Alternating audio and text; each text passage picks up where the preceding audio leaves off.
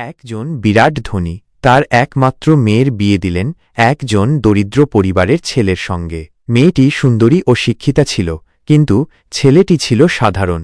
বিয়ের পর মেয়েটি তার স্বামীর বাড়িতে গিয়ে দেখল যে তাদের জীবনযাত্রা তার বাবার বাড়ির মতো নয়, তারা খুব সাধারণভাবে থাকত। মেয়েটি প্রথমে একটু হতাশ হয়েছিল, কিন্তু পরে সে তার স্বামীর পরিবারের সঙ্গে মানিয়ে নিতে চেষ্টা করল। একদিন মেয়েটি তার বাবাকে ফোন করে বলল, বাবা, আমি এখানে খুব কষ্টে আছি, আমার মনে হয় আমি এখানে থাকতে পারব না। বাবা তাকে বললেন, মা, তুমি ধৈর্য ধরো, তুমি নিশ্চয়ই পারবে। মেয়েটি তার বাবার কথা শুনল এবং ধৈর্য ধরে থাকার চেষ্টা করল। ধীরে ধীরে সে তার স্বামীর পরিবারের সঙ্গে মিশে গেল এবং তাদের জীবনযাত্রা তার ভালো লাগতে শুরু করল। কয়েক বছর পর মেয়েটি তার বাবাকে আবার ফোন করল।